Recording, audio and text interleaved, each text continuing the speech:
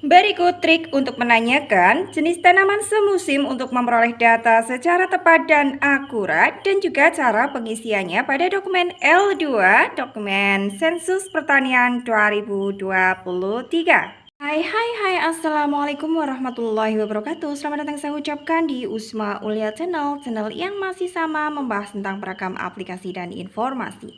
Apa kabar teman-teman semua? Semoga selalu dalam lindungan Allah Subhanahu wa taala. Amin amin ya robbal alamin.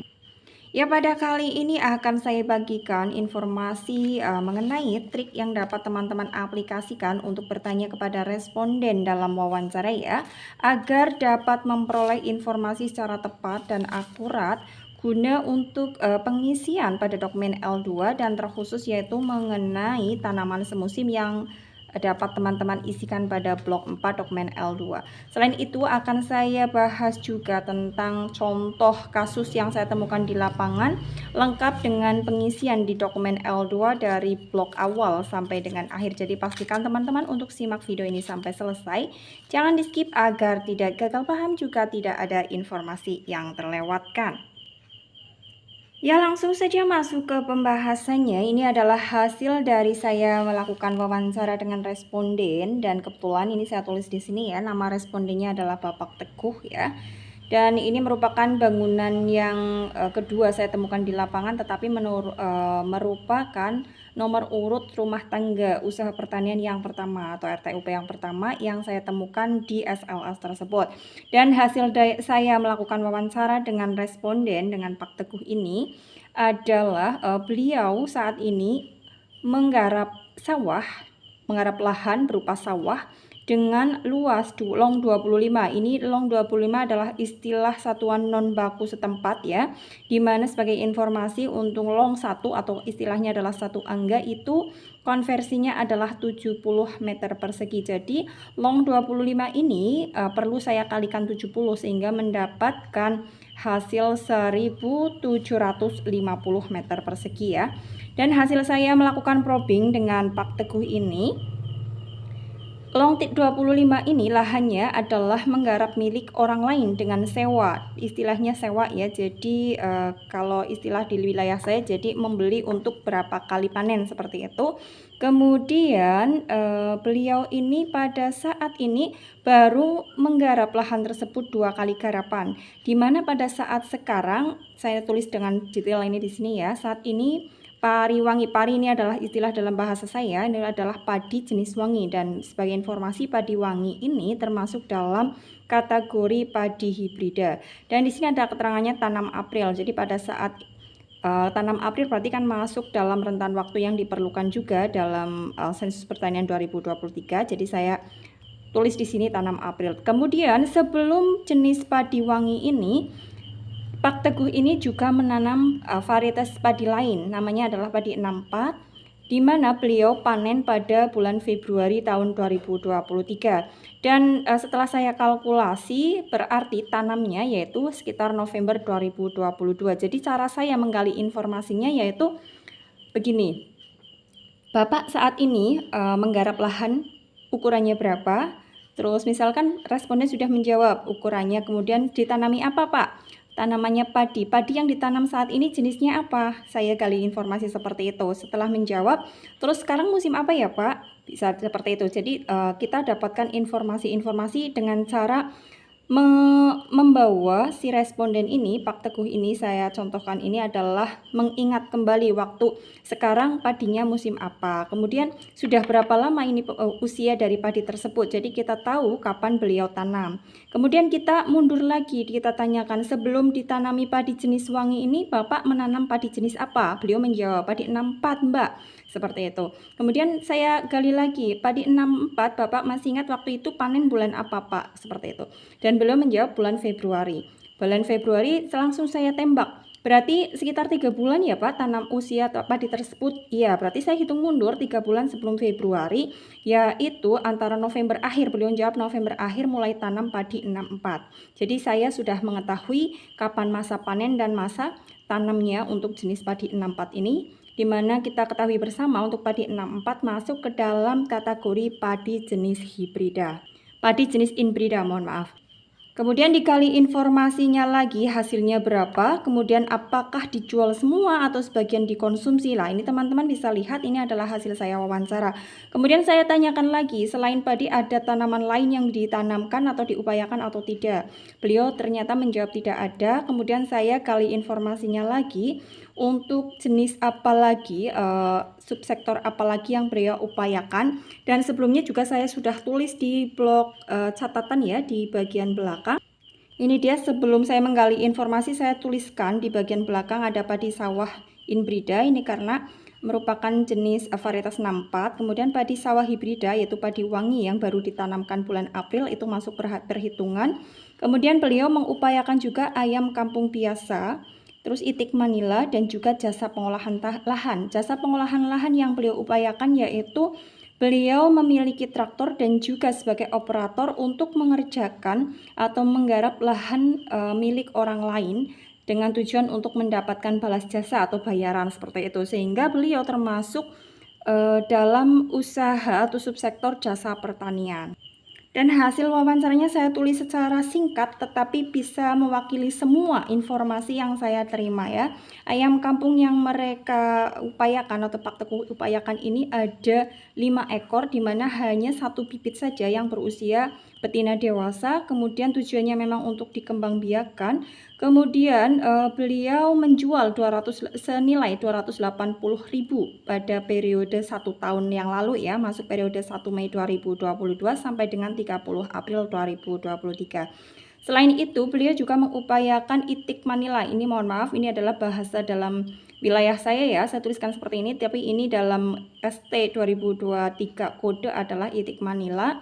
Ada 4, tujuannya adalah untuk penggemukan, jadi semuanya berjenis semuanya adalah jantan, hanya tujuannya untuk mengemukkan saja. Dan selama 1 tahun terakhir beliau menjual 1 ekor dengan harga Rp150.000. Selain itu, beliau untuk usaha pertanian ini menggunakan pupuk urea dan juga NPK kurang lebih 100 kg. Jadi campur, ini 100 kg campur di mana ureanya adalah 70 kg dan NPK-nya adalah 30 kg. Kemudian beliau juga mengupayakan jasa pertanian yang saya sebutkan tadi karena beliau memiliki traktor dan juga sebagai operator untuk mengolah lahan milik orang lain dengan harapan atau bayaran balas jasa ya atau fee seperti itu. Dan dari hasil saya probing kepada Pak Teguh ini dalam satu musim olah lahan tersebut beliau bisa mendapatkan sekitar 8 juta rupiah. Sedangkan 1 tahun saya tanyakan dalam periode 1 Mei 2022 sampai dengan 30 April 2023 ada 2 musim olahan lahan ya, sehingga dapat di hasilnya bisa dikalikan 8 juta kali 2 berarti 16 juta rupiah. Dan hasil untuk dimasukkan ke dalam dokumen L2 untuk blok 1 dan blok 2 tidak perlu saya jelaskan ya, karena teman-teman saya yakin sudah tahu selama ini pastinya sudah belajar banyak dan pastinya sudah tidak ada kesalahan lagi untuk pengisian di blok 1 dan blok 2. Kemudian blok 3 yang bagian atas poin 301 sampai dengan 307 juga tidak perlu saya bahas di sini. Jadi langsung saya bahas di sini adalah poin 308.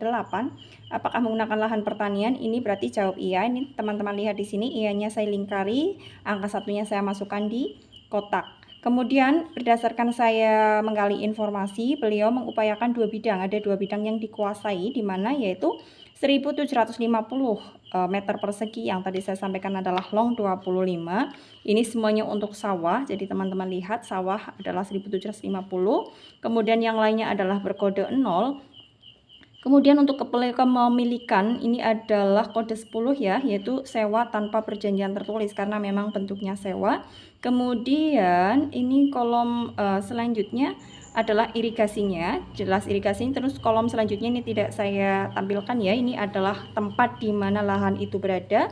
Dan selanjutnya lahan yang kedua ini merupakan lahan di mana lahan berdirinya bangunan tempat tinggal, kemudian dikurangi lahan yang digunakan untuk tempat tinggal atau rumah tempat tinggal tersebut tinggal 84 meter persegi. 84 meter persegi ini terbagi untuk kandang ternak yaitu 40 meter persegi dan selebihnya adalah gudang lain untuk penyimpanan traktor yaitu 44 meter persegi.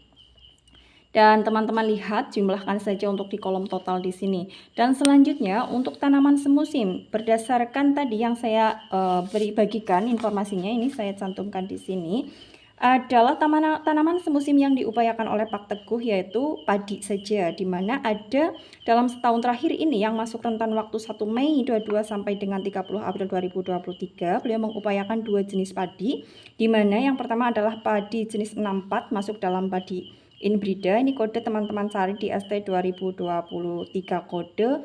Kemudian ini adalah budidaya, kondisinya tunggal karena memang tanaman tunggal. Ini masuk subround yang ketiga. Kenapa subround ketiga? Karena tadi berdasarkan hasil saya cropping, masa tanamnya yaitu sekitar bulan November. Bulan November masuk subround 3. Kemudian tahunnya 2022. Luas tanamnya 1750. Kemudian sistem pemanennya adalah dipanen sendiri. Panen ini masa panennya yaitu subround 1 karena pada sekitar bulan Februari 2023. Tahunnya 2023. Kemudian luas panennya sama dengan luas tanamnya. Kemudian untuk jenis produksinya ini berdasarkan di aplikasi ST223 kode ya, 2023 kode adalah gabah kering kode 14 dan satuan produksinya adalah kilogram berkode 1. Volumenya adalah 900 kilogram. Karena ini kilogram maka kita buat satuannya kilogram. Tadi kan saya mendapatkan informasi hasil panennya adalah 9 kuintal. Jadi 9 kuintal kita konversikan ke dalam kilogram sehingga hasilnya 900. Kemudian nilai produksinya ini adalah 5.400.000, ini dalam ribuan ya. Ini berdasarkan hasil yang saya gali informasinya ke responden tersebut. Kemudian ada nilai produksi IKT-nya 0 karena tidak ada. Ini untuk kolom ini tidak perlu diisikan karena bukan termasuk ditebas atau diijonkan ya. Jadi memang dipanen sendiri, maka pengisiannya di kolom yang disediakan ini sampai kolom 418. Kemudian pemanfaatannya adalah dijual semua, ini berdasarkan informasi yang saya terima. Selanjutnya untuk padi sawah hibrida yaitu padi wangi yang sedang diupayakan oleh Pak Teguh, ini kodenya juga luasnya sama dan beliau menanam pada bulan April. Bulan April masuk subround pertama tahun 2023 dengan luas tanam yang sama dengan luas tanam yang sebelumnya karena sawahnya sama ya yang dikerjakan, lahannya sama. Dan untuk di sini untuk sistem kondisi pemanenannya adalah kode 0. Kenapa kode 0? Karena belum panen. Di sini teman-teman perlu perhatikan karena 409 berkode 0 atau belum panen, maka untuk poin 410 sampai dengan 413 tidak perlu ada isian ya, karena di sini jelas akan terisi jika 409 tidak berkode 0 atau 9. Ini kode 0 makanya tidak perlu diisi. Ini juga tidak perlu diisi. Selanjutnya untuk pemanfaatannya juga di sini di kode 0 karena belum dijual. Selanjutnya untuk tanaman tahunan, ini Pak Teguh tidak mengupayakan tanaman tahunan, maka saya lingkari yang tidak. Kemudian dituliskan angka 2-nya di kotak dan kita lanjutkan ke blok 6 atau blok selanjutnya. Blok 6-nya adalah peternakan. Beliau mengupayakan ayam kampung biasa dan juga itik Manila, maka saya kode iyanya saya lingkari, angka satunya dilingkari. Saya masukkan ke kotak angka 1 ya. Kemudian kita masukkan karena ayam kampung biasa dan juga itik Manila itu masuk ke kategori unggas, maka kita masukkan ke kolom yang unggas. Yang bawah ini adalah jenis ternaknya, ada ayam kampung dengan kode 4301, berarti ayam kampung biasa. Kemudian itik Manila, ini kodenya. Total ternak yang diupayakan oleh keluarga tersebut, ini jumlah betina dewasanya. Ini untuk kategori betina dewasa yang dimaksud atau diinginkan oleh dokumen ini, yaitu kita harus melihat pada daftar ST 2023 kode. Kemudian ini disesuaikan dengan jenis-jenis dari unggasnya ya.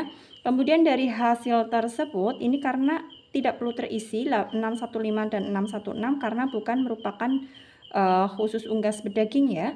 Kemudian jenis ternaknya diisi, ini adalah kode 1 yaitu non industri karena memang hasil saya menggali informasi adalah non industri. Tujuan utama pemeliharaan yang ayam adalah untuk kembang biak, yang itik Manila adalah untuk penggemukan. Kemudian pemanfaatannya, pemanfaatan produksi kode 1, teman-teman lihat di sini. Untuk pemanfaatannya yaitu produksi seluruhnya untuk dijual, karena memang keluarga tersebut memang memelihara dengan tujuan untuk dijual. Ini adalah nilai produksi yang sudah didapatkan pada periode yang diinginkan, yaitu 1 Mei 22 sampai dengan 30 April 2023. Kemudian jangan lupa untuk mengisikan di sini juga ada atau tidaknya nilai produksi ikutan. Ini karena tidak ada maka saya isikan 0. Selanjutnya untuk blok 7 kehutanan tidak ada, maka saya lingkari angka 2-nya. Angka 2 saya masukkan di dalam kotak. Dan ini untuk penangkaran tumbuhan atau satwa liar juga tidak, maka sama, yaitu dilingkari angka 2 dan dimasukkan ke dalam kotak. Ini juga sama untuk penangkapan hasil buruan hasil hutan ya. Upaya pemungutan hasil hutan juga tidak. Selanjutnya di blok 8 perikanan juga beliau tidak mengupayakan perikanan, maka di kode 2 karena kode 2 dimasukkan di dalam kotak. Kita lanjut sesuai dengan rambu-rambu yang ada. Ini juga 817 tidak ya, di kode 2 juga. Dan selanjutnya masuk ke blok yang ke-9. Kemudian di blok 9 ini tentang jasa pertanian, praktek kegiatan pertanian. Apakah melakukan usaha jasa pertanian?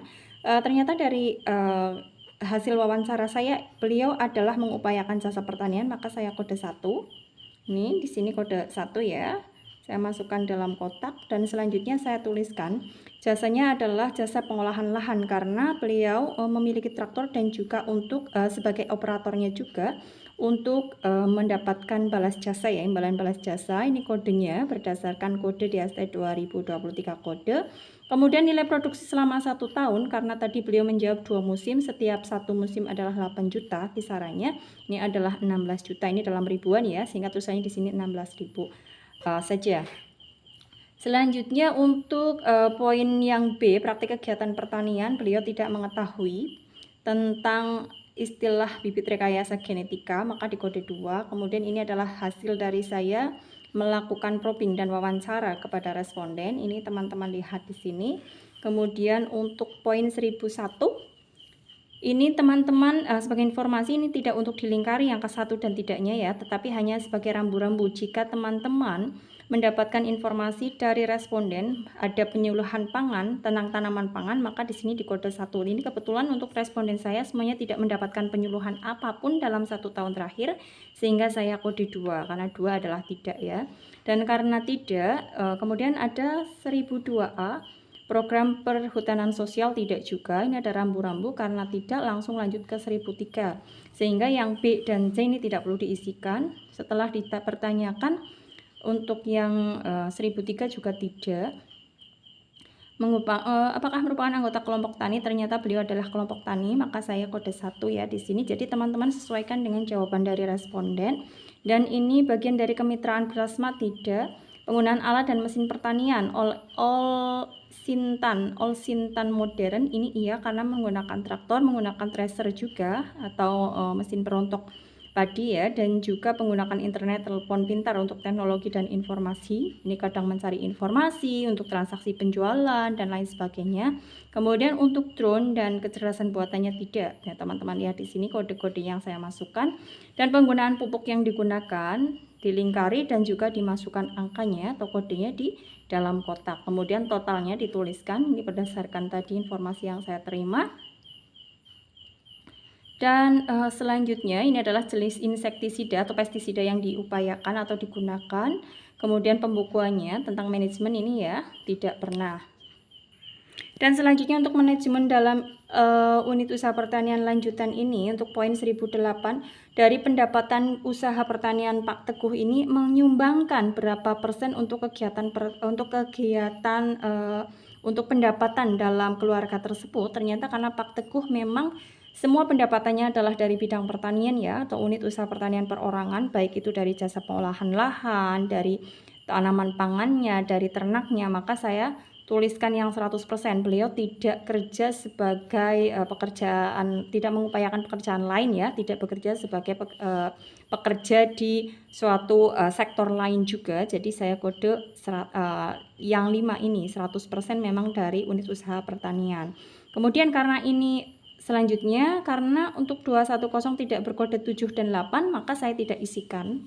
Karena ini akan diisi jika Pak Teguh ini ada kode 7 atau 8 di poin 210, tapi Pak Teguh hanya berkode 1, 2, dan 3, makanya tidak saya isi.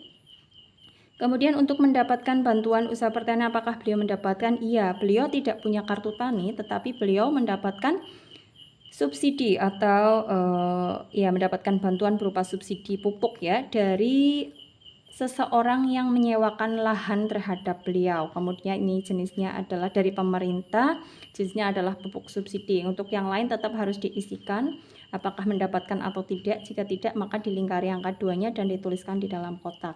Ini adalah jenis pupuk yang dia terima. Kemudian selanjutnya dituliskan juga, ditanyakan juga, beliau memiliki akses KUR, tetapi beliau tidak mengajukan pinjaman atau mengajukan kredit selama 1 tahun terakhir ya dalam kurun waktu ini.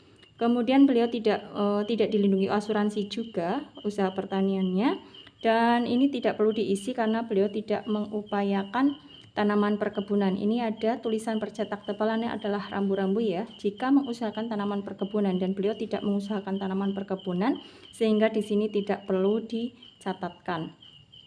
Kemudian ini pertanyaan ini untuk yang di perkotaan, ini kebetulan untuk wilayah saya perkotaan maka saya isi, dan kebetulan ini jawabannya adalah tidak semua. Terus selanjutnya untuk ini adalah identitas komoditasnya yang sudah saya tuliskan di awal tadi, dan untuk catatannya di sini saya berikan catatan tidak punya kartu tani. Untuk pembelian pupuk menggunakan kartu tani pemilik lahan karena beliau mendapatkan subsidi tetapi menggunakan kartu tani si pemilik lahan. Dan selanjutnya untuk kolom 12 jangan lupa teman-teman isikan sesuai dengan keadaannya ya, sesuai yang responden yang teman-teman hadapi. Dan untuk kolom 13 atau blok 13 yaitu keterangan petugas, jangan lupa untuk teman-teman isikan semuanya juga. Demikian yang dapat disampaikan pada pembahasan kali ini. Semoga informasi ini bermanfaat bagi teman-teman. Salam sukses selalu tentunya. Silahkan tulis di kolom komentar jika ada pertanyaan atau hal-hal yang perlu kita sharing bersama. Akhir kata, assalamualaikum.